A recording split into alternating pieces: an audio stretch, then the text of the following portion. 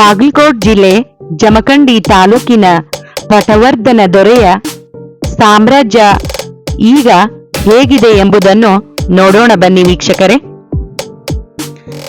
ಅದಕ್ಕಿಂತ ಮುಂಚೆ ರಾಮೇಶ್ವರ ದೇವಾಲಯದ ದರ್ಶನವಾಯಿತು. ಈ ದೇವಾಲಯಕ್ಕೆ ಸುಮಾರು 900 ವರ್ಷದ ಇತಿಹಾಸವಿದೆ ಎಂದು ತಿಳಿದು ಬರುತ್ತದೆ.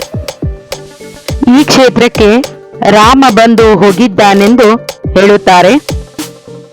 ರಾವಣ ಸೀತೆಯನ್ನು ಅಪಹರಿಸಿಕೊಂಡು ಹೋದಾಗ ರಾಮ ಸೀತೆಯನ್ನು ಹುಡುಕುತ್ತಾ ಹೋಗುವಾಗ ಈ ಕ್ಷೇತ್ರಕ್ಕೆ ಬಂದಿದ್ದನೆಂದು ಹೇಳುತ್ತಾರೆ.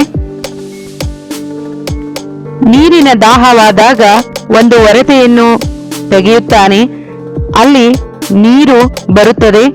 ಅದೇ ಈ ದೇವಾಲಯದ ಮುಂದಿರುವ ಹೊಂಡ ಎಂದು ಹೇಳುತ್ತಾರೆ. ಇದು ಒಂದು ಐತಿಹ್ಯವಾಗಿದೆ.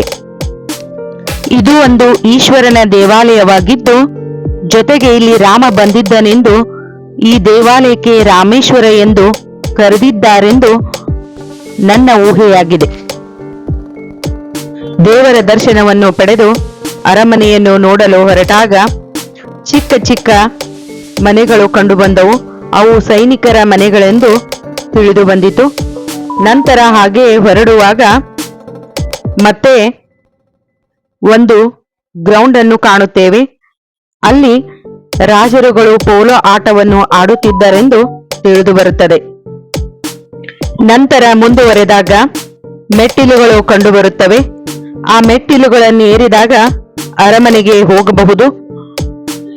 ಎತ್ತರದ ಪ್ರದೇಶದಲ್ಲಿ ಈ ಅರಮನೆ ಇದೆ ಎಂಬುದು ಕೂಡ ವಿಶೇಷ. ಸುತ್ತಲೂ ಹಚ್ಚ ಹಸುರಿನಿಂದ ತುಂಬಿದ ಪ್ರಕೃತಿ. ಅದನ್ನು ನೋಡುತ್ತಾ ಈಗ ಅರಮನೆಯ ಪ್ರವೇಶ ದ್ವಾರಕ್ಕೆ ಆಗಮಿಸಿದೆವು. ವೀಕ್ಷಕರೇ, ಇದೇ ಪಟವರ್ಧನ್ ರಾಜಮನೆತನದ ಅರಮನೆ. ಈ ಅರಮನೆಯನ್ನು ರಾಮಚಂದ್ರ ರಾವ್ ಅಪ್ಪಾಸಾಹೇಬ್ ಪಟವರ್ಧನ್ ಅವರು ನಿರ್ಮಿಸಿದ್ದಾರೆಂದು ಹೇಳಲಾಗುತ್ತದೆ. 1864ರಲ್ಲಿ ಈ ಅರಮನೆಯನ್ನು ನಿರ್ಮಿಸಲಾಯಿತು. ಈ ಅರಮನೆಯನ್ನು 10 ವರ್ಷಗಳ ಕಾಲ ಕಟ್ಟಿದ್ದರೆಂದು ತಿಳಿದು ಬರುತ್ತದೆ. ಜೊತೆಗೆ ಈ ಅರಮನೆಯನ್ನು ಕಟ್ಟಲು ಬಂದಂತಹ ವೆಚ್ಚ 32 ಲಕ್ಷ ಎಂಬುದು ಕೂಡ ತಿಳಿದು ಬರುತ್ತದೆ. ಈ ಅರಮನೆಯು ಸುಮಾರು 150 ವರ್ಷಗಳ ಇತಿಹಾಸವನ್ನು ಹೊಂದಿದೆ. ಇವರ ರಾಜಲಾಂಛನವು ಕೂಡ ವಿಶೇಷವಾಗಿದೆ. 2 ಆನೆಗಳ ಚಿತ್ರ ಜೊತೆಗೆ ವಿಘ್ನೇಶ್ವರನ ಚಿತ್ರವೂ ಕೂಡ ಇರುವುದನ್ನು ಕಾಣುತ್ತೇವೆ.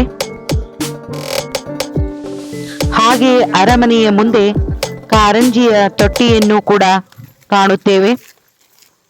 ಜಮಖಂಡಿ ಸಂಸ್ಥಾನದ ಮೂಲ ಪುರುಷ ರಾಮಚಂದ್ರ ರಾವ್ ಪಟವರ್ಧನ್ ಇವರು 2 ವರ್ಷಗಳ ಕಾಲ ಆಳ್ವಿಕೆಯನ್ನು ಮಾಡುತ್ತಾರೆ. 1811ರಿಂದ 1813ರವರೆಗೆ. ನಂತರ ಗೋಪಾಲರಾವ್ ಪಟವರ್ಧನ್ ಅವರು ಆಳ್ವಿಕೆಗೆ ಬರುತ್ತಾರೆ. ಅವರು 1813ರಿಂದ 1847ರವರೆಗೆ ಆಳ್ವಿಕೆಯನ್ನು ಮಾಡುತ್ತಾರೆ. ಗೋಪಾಲರಾವ್ ಅವರಿಗೆ ಸಂತಾನವಿರದ ಕಾರಣ ರಾಮಚಂದ್ರ ರಾವ್ ಅವರನ್ನು ದತ್ತು ತೆಗೆದುಕೊಳ್ಳುತ್ತಾರೆ. ಗೋಪಾಲರಾವ್ ಅವರು ಮರಣದ ನಂತರ ರಾಮಚಂದ್ರ ರಾವ್ ಅವರು ಚಿಕ್ಕವರಿರುವುದರಿಂದ ರಾಣಿ ಸಾಹೇಬರು ಉಸ್ತುವಾರಿಯನ್ನು ನೋಡಿಕೊಳ್ಳುತ್ತಾರೆ. ಇವರು 1853ರಲ್ಲಿ ಆಡಳಿತಕ್ಕೆ ಬಂದು 97ರವರೆಗೆ ಆಳ್ವಿಕೆಯನ್ನು ನಡೆಸುತ್ತಾರೆ. ಇವರಿಗೂ ಕೂಡ ಸಂತಾನವಿರದ ಕಾರಣ ಪರಶುರಾಮ್ ಪಟವರ್ಧನ್ ಅವರನ್ನು ದತ್ತು ತೆಗೆದುಕೊಳ್ಳುತ್ತಾರೆ. ಪರಶುರಾಮ್ ಪಟವರ್ಧನ್ ಅವರು ಕೂಡ 1903ರಿಂದ 1924ರವರೆಗೆ ಆಳ್ವಿಕೆಯನ್ನು ನಡೆಸುತ್ತಾರೆ. ಪರಶುರಾಮರ ನಿಧನದ ನಂತರ ಶಂಕರ್ ರಾವ್ ಅಪ್ಪಾಸಾಹೇಬರು ಇನ್ನೂ 17 ವರ್ಷದವರಿರುವುದರಿಂದಾಗಿ ಮಹಾರಾಣಿ ರಾಮಾಬಾಯಿ ಸಾಹೇಬರು ಆಡಳಿತವನ್ನು ನಡೆಸುತ್ತಾರೆ. ನಂತರ 1926ಕ್ಕೆ ಆಳ್ವಿಕೆಯನ್ನು ಪ್ರಾರಂಭಿಸಿ 1947ರವರೆಗೆ ಆಳ್ವಿಕೆಯನ್ನು ನಡೆಸುತ್ತಾರೆ. ಇದು ಅರಮನೆಯ ಮುಖ್ಯ ಬಾಗಿಲು. ಈ ಬಾಗಿಲು ಸಾಗವಾನಿ ಕಟ್ಟಿಗೆಯಿಂದ ರಚನೆಯಾಗಿದೆ. ಜೊತೆಗೆ ಇಲ್ಲಿ ಕಾಣುವ ಗ್ಲಾಸಿನ ಮೇಲೆ ಚಿತ್ತಾರವನ್ನು ಕಾಣುತ್ತೇವೆ. ಈ ಕಂಬವನ್ನು ನೋಡಿದಾಗಲೂ ಕೂಡ ವಿಶೇಷವಾದ ಕಲಾಕೃತಿಯು ಅರಳಿ ನಿಂತಿರುವುದನ್ನು ಗಮನಿಸುತ್ತೇವೆ. ಅರಮನೆಯಲ್ಲಿ ಲಿಫ್ಟ್ ಸೌಕರ್ಯವಿರುವುದನ್ನು ಕೂಡ ಗಮನಿಸುತ್ತೇವೆ. ಇದೇ ವೀಕ್ಷಕರೇ ಲಿಫ್ಟ್ ಇರುವ ಪ್ರದೇಶ. ಹೀಗೆ ಅನೇಕ ಸವಲತ್ತುಗಳಾದ ವಿದ್ಯುತ್ ಮತ್ತು ಚರಂಡಿ ವ್ಯವಸ್ಥೆಯನ್ನು ಕೂಡ ಅರಮನೆಯಲ್ಲಿ ಹೊಂದಿದ್ದರು ಎಂದು ತಿಳಿದು ಬರುತ್ತದೆ. ಇದು ಶಂಕರರಾವ್ ಪಟವರ್ಧನ್ ಅವರ ಕಾಲದಲ್ಲಿ ಎಂಬುದು ಕೂಡ ತಿಳಿದು ಬರುತ್ತದೆ.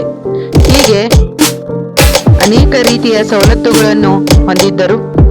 ಇದರ ಜೊತೆಗೆ ಯಾರಾದರೂ ತಪ್ಪನ್ನು ಮಾಡಿದ್ದರೆ ಅವರಿಗೆ ಕಾರಾಗೃಹ ಶಿಕ್ಷೆಯೂ ಕೂಡ ಇತ್ತು. ಆ ಕಾರಾಗೃಹಗಳು ಇವೇ ಇರಬಹುದೆಂಬ ಊಹೆ ನಮ್ಮಲ್ಲಿದೆ. ಇಲ್ಲಿ ಅನೇಕ ಕಾರಾಗೃಹಗಳು ಕೂಡ ಕಂಡುಬರುತ್ತವೆ. ಅರಮನೆಯ ಆವರಣದಲ್ಲಿ ಒಂದು ನೃತ್ಯ ಮಂದಿರವನ್ನು ಕಾಣುತ್ತೇವೆ. ಇಲ್ಲಿ ನೃತ್ಯ ಅಥವಾ ಸಾಯಂಕಾಲ ಸಮಯವನ್ನು ಕಳೆಯುತ್ತಿದ್ದರೆಂದೆನಿಸುತ್ತದೆ. ಇಲ್ಲಿಯ ಒಂದು ವಿಶೇಷವೆಂದರೆ ಗೋಳಗುಮ್ಮಟದಲ್ಲಿ 1 ಸಾರಿ ಚಪ್ಪಾಳೆ ಬಾರಿಸಿದರೆ 7 ಸಾರಿ ಕೇಳಿಸಿದರೆ, ಇಲ್ಲಿ 1 ಸಾರಿ ಚಪ್ಪಾಳೆಯನ್ನು ಬಾರಿಸಿದರೆ 2 ಸಾರಿ ಕೇಳುವ ಒಂದು ವೈಶಿಷ್ಟ್ಯವನ್ನು ಕಾಣುತ್ತೇವೆ. ಹಾಗೆ ಮುನ್ನಡೆದರೆ ರಾಜಮನೆತನದ ಆರಾಧ್ಯ ದೈವವಾದ ಗಣಪತಿಯ ದೇವಾಲಯವನ್ನು ಕಾಣುತ್ತೇವೆ. ಇದೇ ಆ ಗಣಪತಿಯ ದೇವಾಲಯ. ಈ ದೇವಾಲಯವು ಅಮೃತಶಿಲೆಯಿಂದ ರಚನೆಯಾಗಿದ್ದು ಕಂಬಗಳಲ್ಲಿ ಹಲವು ದೇವರುಗಳ ಚಿತ್ರಗಳನ್ನು ಕಾಣುತ್ತೇವೆ. ಇವು ಕೂಡ ಅಮೃತಶಿಲೆಯಿಂದ ರಚನೆಯಾಗಿವೆ.